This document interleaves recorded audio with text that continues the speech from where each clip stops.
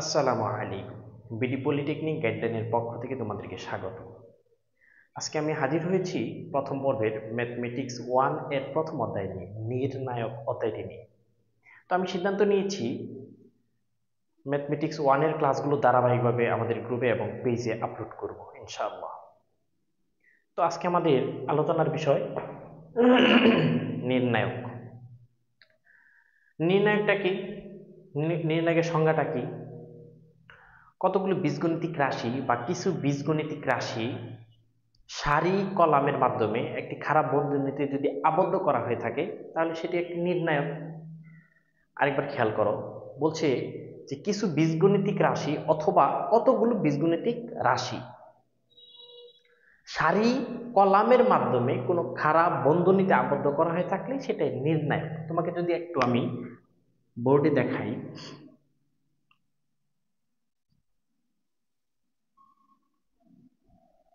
একটা খারাপ বন্ধনীর মধ্যে কতগুলো রাশি সারিতে এবং কলামে বর্গাকারে সাজানো হয়ে থাকে, সেটাই নির্ণায়ক। অবশ্যই বর্গাকার হতে হবে। নির্ণায়কের ক্ষেত্রে আমাদের বর্গাকার সারি অথবা কলাম হতে হবে।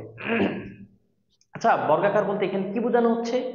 বর্গাকার বলতে বোঝানো হচ্ছে সমান সংখ্যক সারি অথবা সমান সংখ্যক কলাম, এটাকেই বর্গাকার বোঝানো হচ্ছে। দেখো এদিকে যদি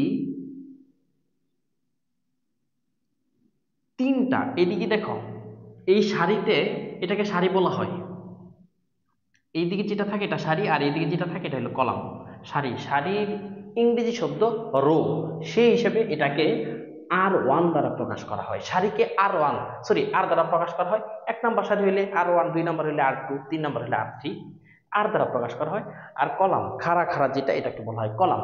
তো এটাকে সি দ্বারা প্রকাশ করা হয়, সূচিত করা হয়। আচ্ছা দেখো, এখানে তিনটা পদ আছে। তো আমরা যদি এই দিকে নিয়ে আসি, নিচ দিকে, এই দিকেও দেখো তিনটা পদই আছে।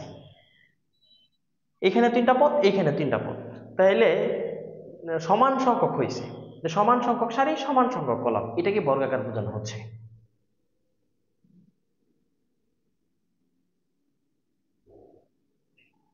নির্ণায়কের সংখ্যাটা তোমাদেরকে আরেকবার বলতেছি, যে কতগুলো বীজগণিতিক রাশি সারি কলামের মাধ্যমে বর্গাকারে যদি কোনো খারাপ বন্ধনীতে আবদ্ধ করা হয়ে থাকে সেটাই নির্ণায়ক। দেখো কতগুলো রাশি সারি কলামের মাধ্যমে বর্গাকারে, মানে সমান সংখ্যক ভাবে বর্গাকারে দুটি খারাপ বন্ধনীর মাধ্যমে আবদ্ধ করা হয়ে থাকে, তাহলে সেটাই নির্ণায়ক। আশা করি তোমরা নির্ণায়কটাকে বুঝতে পারছো। আচ্ছা, নির্ণায়ক আমরা কিভাবে সমাধান করব?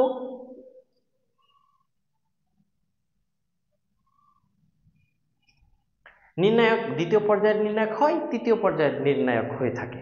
আচ্ছা, যদি দ্বিতীয় পর্যায়ের নির্ণায়ক হয়ে থাকে,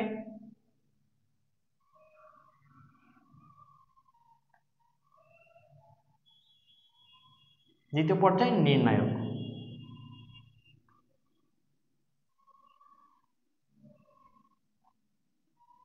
দ্বিতীয় পর্যায়ের নির্ণায়ক বলতে কি বোঝাতে চাচ্ছি অলরেডি তোমরা বুঝে ফেলছো।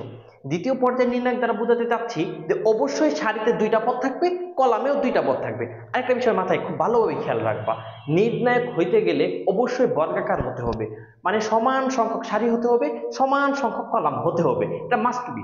নির্ণায়ক মানেই সমান সংখ্যক সারি, সমান সংখ্যক কলাম। তাহলে দ্বিতীয় পর্যায়ের নির্ণায়ক বলতে আমি বোঝাতে চাচ্ছি যে দুইটা সারি থাকবে, দুইটা কলাম থাকবে, সারিতে দুইটা পদ থাকবে, কলামে দুইটা পদ থাকবে, এটাই হলো দ্বিতীয় পর্যায়।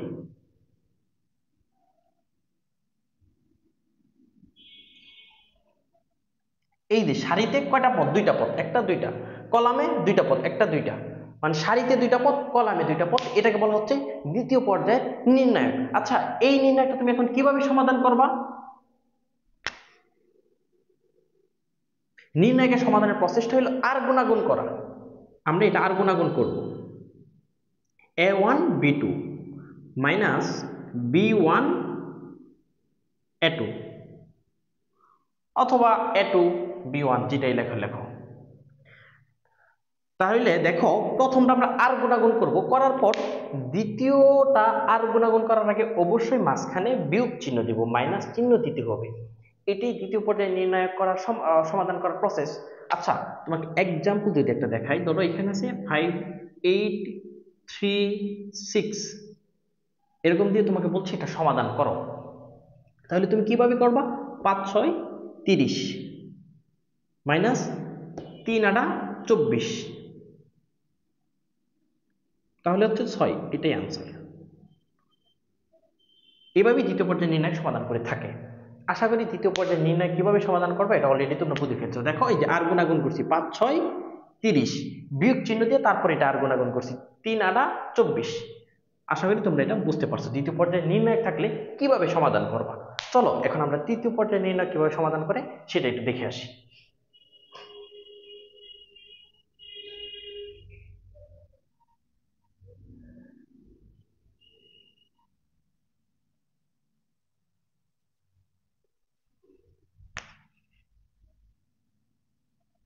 তৃতীয় পর্যায়ে নির্ণায়ক সমাধান করা। তৃতীয় পর্যায়ে নির্ণায়ক দ্বারা আমি কি বোঝাতে চাচ্ছি অলরেডি তোমরা বুঝে ফেলছো। তৃতীয় পর্যায়ে নির্ণায়ক হইতে গেলে অবশ্যই সারিতে 3টা পদ থাকবে, কলামে কয়টা পদ থাকবে? 3টা পদ থাকবে। তোমরা অলরেডি এটা বুঝতে পারছো যে নির্ণায়ক হইতে হইলেই সারি কলামে সমান সংখ্যক পদ থাকবে। এর মধ্যে আবার বলছি তৃতীয় পর্যায়ে মানে 3টা থাকবে,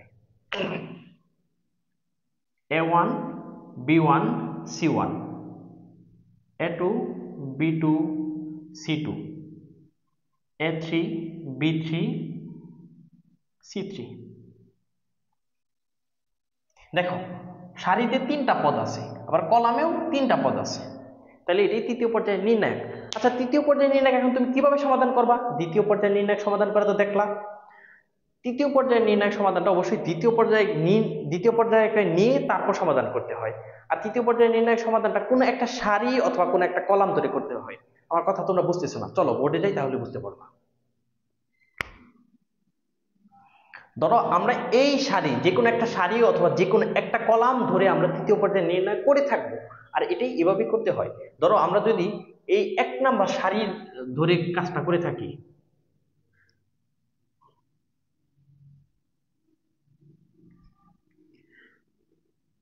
দ্বিতীয় পর্যায়ে নির্ণয়কে রূপান্তর করেই তৃতীয় পর্যায়ে নির্ণয় সমাধান করতে হয়।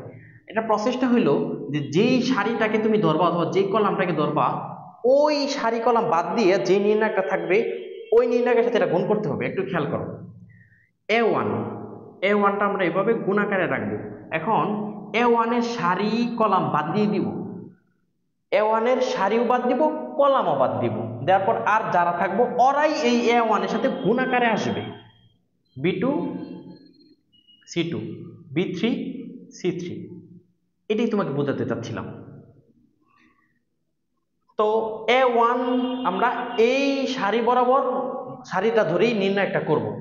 এই নির্ণয় করার প্রসেস হইল যে কোনো একটা পদ, ওই পদটাকে ওই পদের সারি কলাম বাদ দিয়ে বাকি যে পদগুলো থাকবে ওরা ওই পদের সাথে গুণাকারে থাকবে। কথাটা একটু কঠিন লাগতেছে তাই না? বোর্ডে দেখো সহজ হবে। যে A1 এর আমরা এখানে A1 এর সারি কলাম বাদ দিছি, বাদ দেওয়ার পর যেই 4 জন আছে ওই 4 জন এখানে লিখছি। আচ্ছা, তারপরে আসো, তারপরে এখন আমরা দ্বিতীয়টা মানে আমরা এই সারি ধরে নির্ণয় করতেছি, এটা আমি প্রথমে বলে নিয়েছিলাম। দ্বিতীয়টা B1, তো এই B1 এর সারি বাদ দিয়ে দিলাম, ওই B2 এর কলাম বাদ দিয়ে দিলাম, তাহলে আর কে থাকতেছে? এই 4 জন থাকতেছে,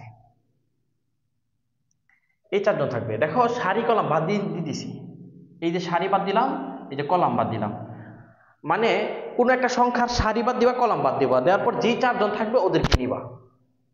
A2 C2 A3 C3। আচ্ছা, তারপরে আসো এখন এই C1 এর সারি বাদ দিয়ে দিলাম, কলাম বাদ দিয়ে দিলাম, যে 4 জন আছে ওদেরকে নিতেছি। A2 B2 A3 B3। দেখো একটু খেয়াল করো যে তৃতীয় পর্যায়ের নির্ণয়টা কিভাবে সমাধান করবা। তৃতীয় পর্যায়ের নির্ণয় সমাধান করার প্রসেস হইল যে কোনো একটা সারি বরাবর সবগুলারই করতে হবে অথবা কোনো একটা কলাম ধরে করতে হবে। তাহলে আমরা এই সারি ধরে এই নির্ণয়টা সমাধান করব। সারি ধরে করলে প্রথমে আমরা যে পদটা নিব ওই পদের সারি কলাম বাদ দিব, ওই পদটা গুণাকারে নিব, নেওয়ার পরে সারি কলাম বাদ দিয়ে বাকি যে চারজন থাকবে ওদেরকে পাশে লিখবো, মানে ওর সাথে গুণাকারে থাকবে। তারপরে আমরা দ্বিতীয় পদ লিখছি, দ্বিতীয় পদের এই যে সারি বাদ দিছি, কলাম বাদ দিয়ে দিছি, এই দ্বিতীয় পদের মানটা লিখবো, লেখার পরে সারি কলাম বাদ দিয়ে যে চারজন ব্যক্তি আছে চারজনকে এখানে লিখছি। তারপর দেখো C1 এর সারি কলাম বাদ দিয়ে দিছি, তাহলে এই চারজন অবশিষ্ট আছে, এই চারজন অবশিষ্ট এখানে লিখছি C1। এখন তোমার এখানে একটা প্রশ্ন থাকতে পারে যে ভাই এখানে প্লাস মাইনাস গুলো কোথা থেকে আসলো। তো আমাদের এই নির্ণায়কের একটা অভ্যন্তরীণ চিহ্ন আছে, প্রত্যেকটা যথাযথ একটা চিহ্ন আছে। চিহ্নটি কিভাবে? প্রথম পদে আমাদের প্লাস, প্রথমটার প্লাস, অভ্যন্তরীণ চিহ্ন হলো প্লাস। তারপরে পর্যায়ক্রমে চিহ্ন চেঞ্জ হতে থাকবে, এটা প্লাস তাহলে এর মাইনাস, এর মাইনাস তাহলে এর প্লাস, এর প্লাস তাহলে এর মাইনাস, এর মাইনাস তাহলে এর প্লাস, এর প্লাস মানে এর মাইনাস, এর মাইনাস তাহলে এর প্লাস, এর প্লাস এর মানে এর মাইনাস, এর মাইনাস মানে এর প্লাস। প্রথমটা প্লাস ধরে পর্যায়ক্রমে চিহ্ন চেঞ্জ করতে থাকবো, তাহলেই আমরা এই চিহ্নগুলো অভ্যন্তরীণ চিহ্নগুলো পেয়ে যাব। আচ্ছা, এই অভ্যন্তরীণ চিহ্নগুলো যখন আমরা নির্ণয় করব, যখন কোনো একটা সারি বা কোনো একটা কলাম, কোনো একটা সারি অথবা কোনো একটা কলাম ধরে আমরা নির্ণয় করব, তখন ওদের সামনে ওদেরই চিহ্নটা দেওয়া লাগবে। যেমন ধরো A1, A1 এর সামনে কি চিহ্ন? A1টা তো প্লাসের, প্রথমটা আমরা বলছিলাম প্রথমটা প্লাস চিহ্ন, এই জন্য এখানে প্লাস, প্লাসটার সামনে দেওয়ার প্রয়োজন হয় না, সেজন্য দেই নেই। তারপর এটা প্লাস হলে এটার অভ্যন্তরীণ চিহ্ন কি? মাইনাস। তাহলে আমরা যখন এখানে B1 লিখছি, তাহলে ওর পূর্বে অবশ্যই ওর অভ্যন্তরীণ চিহ্নটা লিখে নিছি। তারপরে আসো, এটা সারি কলাম বাদ দিয়ে যে চারজন ছিল ওই চারজন লেখার পরে এখন আমরা C1টা লিখবো। C1টা দেখো, এই সারি আর কলাম বাদ দিয়ে এই চারজনকে এখানে লিখছি, আর সামনে চিহ্ন দিছি প্লাস। কেন জানো? এটা যদি প্লাস হয় তাহলে এটা মাইনাস, এটা মাইনাস হলে এটা প্লাস। আমরা জানি পর্যায়ক্রমে চিহ্ন চেঞ্জ হতে থাকে, প্রথমটা প্লাস মাইনাস প্লাস, তাহলে C1 এর অভ্যন্তরীণ চিহ্ন প্লাস, সেজন্য এখানে আমরা প্লাস দিয়েছি। আশা করি বুঝতে পারছো। আচ্ছা, এখন তো বাকিটুকু সলভ করতে পারবা, বাকিটুকু তো দ্বিতীয় পর্যায়ে নির্ণায়কের মতো না? তাহলে চলো একটু করি। A1, এটা আর গুণাগুণ যদি করি B2 C3, এটা আর গুণাগুণ করলাম বিয়োগ চিহ্ন দিয়ে, তারপর এখন এটা আর গুণাগুণ করব B3 C2, তারপর minus B1 A2 C3 minus, এটা এখন করব A3 C2, তারপর এটা করব C1 A2 B3 minus A3 B2। এইভাবেই সমাধান করতে হয়। আশা করি তোমরা এই বিষয়টা বুঝতে পারছো। তৃতীয় পর্যায়ে নির্ণায়ক থাকলে কিভাবে করবা? তৃতীয় পর্যায়ে নির্ণায়ক থাকলে অবশ্যই ওটাকে দ্বিতীয় পর্যায়ে নিয়ে আসতে হয়, তারপর আমরা এটা সমাধান করতে হয়। তাহলে তৃতীয় পর্যায়ে নির্ণায়ক অবশ্যই একটা সারি অথবা একটা কলাম ধরে নির্ণায়কটা সমাধান করতে হয়। তাহলে যদি আমরা এই প্রথম সারি, আমরা এইখানে যেটা করছি এটা হলো প্রথম সারি ধরে আমরা এই নির্ণায়কটা করছি। আর এটা প্রসেসটা ছিল যে কোনো একটা পদ নিব, ওই পদটা লেখার পরে ও সারি বাদ দিব, কলাম বাদ দিব, দেওয়ার পরে অবশিষ্ট যারা থাকবে ওদেরকে এই দ্বিতীয় পর্যায়ে নির্ণায়কের মতো আমরা এখানে লিখব, আর সামনে অভ্যন্তরীণ চিহ্ন দিব। আর অভ্যন্তরীণ চিহ্ন প্রথমটা প্লাস, তারপরে পর্যায়ক্রমে চিহ্ন চেঞ্জ হতে থাকে, যার যে চিহ্ন ওই চিহ্নটার সামনে দিয়ে দিব, শেষ।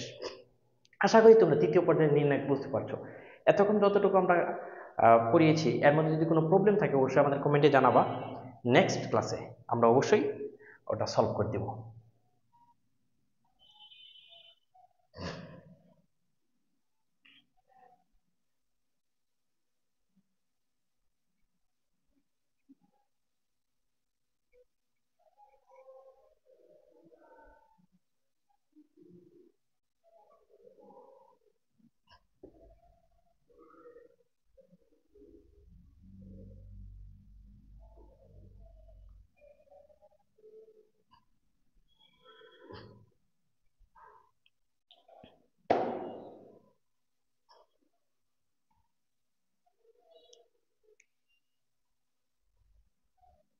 আচ্ছা, তোমরা অলরেডি এখন নির্ণায়ক কি বুঝতে পারছো। নির্ণায়ককে ডি দ্বারা প্রকাশ করে অথবা ডেল্টা দ্বারা প্রকাশ করে, একটু খেয়াল রাখবা। আমার এটা প্রথমে বলা উচিত ছিল কিন্তু খেয়াল ছিল না। নির্ণায়ককে ডি দ্বারা প্রকাশ করা হয়, নির্ণায়ককে ডি দ্বারা প্রকাশ করা হয়।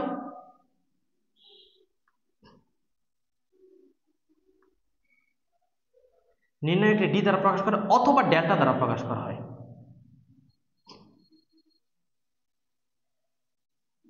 ডেল্টা দ্বারা প্রকাশ করা হয়ে থাকে।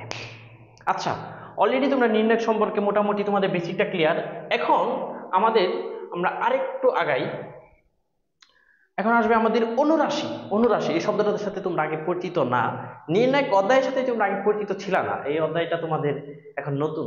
9, 10 যেসব অধ্যায় সম্পর্কে পরিচিত ছিল ওগুলো ছিল ত্রিকোণমিতি, জ্যামিতি, ওগুলো আমাদের পড়ে। তবে বীজগণিতিক পার্টের 2-3টা পার্ট তোমাদের নতুন, যা তোমরা আগে সাথে পরিচিত ছিল না। আচ্ছা, আসো অনুরাশি। অনুরাশিটা কি?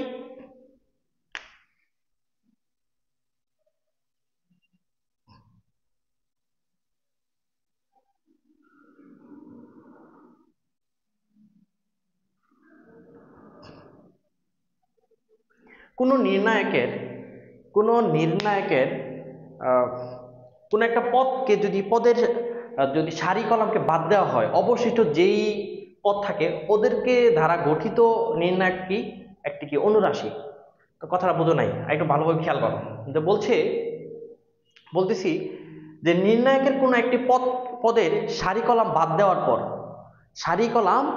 দেওয়ার পর যেই অবশিষ্ট পদ থাকবে ওদেরকে দ্বারা গঠিত নির্ণায়কই আমাদের অনুরাশি। তোমাকে যদি বলা হয় যে A1 এর অনুরাশি বের করো, A1 এর অনুরাশি, A1 এর অনুরাশি যদি বের করতে বলা হয়, A1 এর অনুরাশি কি হবে? এর সারি বাদ দিয়ে দিব, কলাম বাদ দিয়ে দিব। যদি সারি কলাম এভাবে তুমি বাদ দিয়ে দাও, তাহলে অবশিষ্ট যে পদ থাকবে ওদেরকে দ্বারা যে নির্ণায়কটা পাচ্ছ সেটাই অনুরাশি। B2 C2, B3 C3। তাহলে A1 এর অনুরাশি হলো এইটুকু। অনুরাশির সংজ্ঞাটা কি? নির্ণায়কের কোন একটা পদের যদি সারি কলাম বাদ দেওয়া হয়, সারি কলাম বাদ দেওয়ার পর অবশিষ্ট যেই পদগুলো থাকবে তাদেরকে দ্বারা গঠিত নির্ণায়কে আমাদের কি? অনুরাশি। আশা করি এই বিষয়টা তোমরা অলরেডি বুঝতে পারছো। আচ্ছা, অনুরাশি। এখন আসো সহগুণন। আরেকটা শব্দের সাথে তোমরা এখন পরিচিত হও, সহগুণন। সহগুণনটা কি? সহগুণন হইল অনুরাশি, যার অনুরাশি বের করবা ওই অর যথাযথ চিহ্নটা যদি দিয়ে দেও তাহলেই সহগুণন হয়ে যাবে। আচ্ছা, তুমি এটা কি A1 এর অনুরাশি বের করছো না? আচ্ছা বলো তো A1 এর অভ্যন্তরীণ চিহ্নটা কি? তোমরা সবাই এক বাক্যে বলতে পারবা যে A1 এর অভ্যন্তরীণ চিহ্ন প্লাস। আমি এটা প্রথমে বলছি যে প্রথমটার অভ্যন্তরীণ চিহ্ন প্লাস, তারপর পর্যায়ক্রমে চেঞ্জ হইতে থাকে। তাহলে A1 এর অভ্যন্তরীণ চিহ্নটা হলো প্লাস। এটা যদি তুমি সামনে দিয়ে দাও, যার যথাযথ চিহ্নটা যদি সামনে দিয়ে দাও তাহলে সেটা সহগুণন হয়। অনুরাশি, কোন একটা পদের অনুরাশি বের করার পর তার যথাযথ চিহ্ন যদি দিয়ে দেওয়া হয়, সামনে দিয়ে দেওয়া হয়, তাহলেই সহগুণন। তাহলে A1 এর যদি সহগুণন বলা হয় তোমাকে, সহগুণন A1 এর সহগুণন হবে B2 C2 B3 C3। এর সামনে A1 এর অভ্যন্তরীণ চিহ্নটা দিয়ে দাও, এটাই হলো সহগুণন। আচ্ছা চলো, যদি তোমাকে এখন বলা হয় B1 এর সহগুণন বের করো, B1 এর সহগুণন, B1 এর সহগুণন,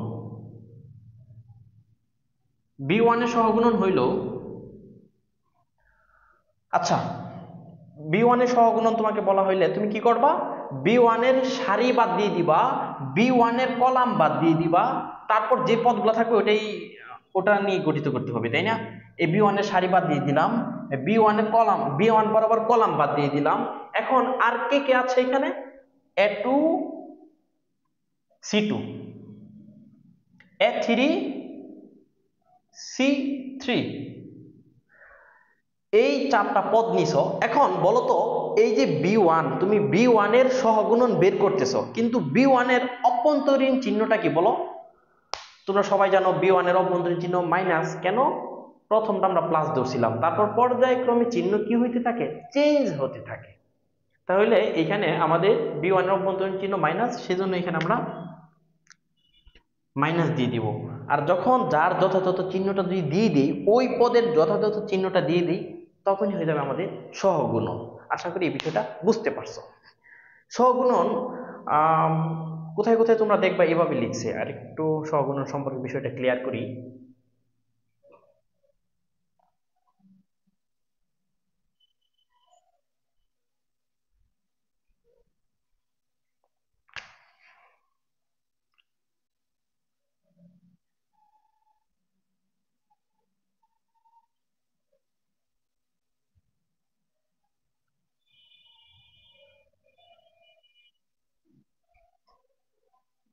এখন বি ওয়ান এর সহগুণন,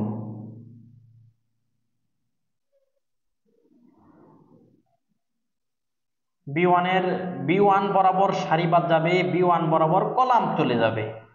এভাবে আগ দিও না, আমি তোমাদের বোঝানোর সুবিধার্থে একটু এভাবে একটু মার্ক করতেছি আর কি। সারি কলাম বাদ দেওয়ার পর যেই চারজন পদ রয়ে গেল ওদেরকে আমরা লিখবো এখানে A2 C2 A3 C3, B1 এর সহগুণন। এখন B1 এর অভ্যন্তরীণ চিহ্ন কি? B1 এর অভ্যন্তরীণ চিহ্ন মাইনাস, তাহলেই হয়ে গেল সহগুণন। এটাই যথাযথ চিহ্নটা যদি সামনে দিয়ে দাও তাহলেই হয়ে যাবে সহগুণন। এখন বইয়ে তুমি এটা অন্যভাবে কিছু কিছু জায়গায় কিছু কিছু কোশ্চেন এভাবে দেওয়া থাকতে পারে যে -1 তারপর I প্লাস J, তারপর এরকম দেওয়া আছে A2 C2 A3 C3, এরকম ভাবে অনেক জায়গায় দেওয়া আছে। তো এটা অনেকে দেখে ঘাবড়ে যায়, এটা কি? এই বিষয়টা একটু খেয়াল করো। তো এটা বাড়তি, এটা নিয়ে আপাতত মাথা ব্যথা না থাকলেও চলে। এটা বোঝানো হচ্ছে কি জানো, -1 I বলতে বোঝানো হচ্ছে অনুরাশি এখানে। তাহলে I বলতে বোঝানো হচ্ছে সারি, আর যে দ্বারা বোঝানো হচ্ছে কলাম। আচ্ছা বলো তো B1টা এটা কয় নাম্বার সারির অন্তর্ভুক্ত? 1 নাম্বার সারির অন্তর্ভুক্ত। তাহলে জের মান কত? 1, I এর মান 1। এখন যে বলতে আমরা বুঝতেছি কলামকে। আচ্ছা বলো তো B1টা কয় নাম্বার কলামের অন্তর্ভুক্ত? এটা 1 নাম্বার কলাম, এটা 2 নাম্বার কলাম।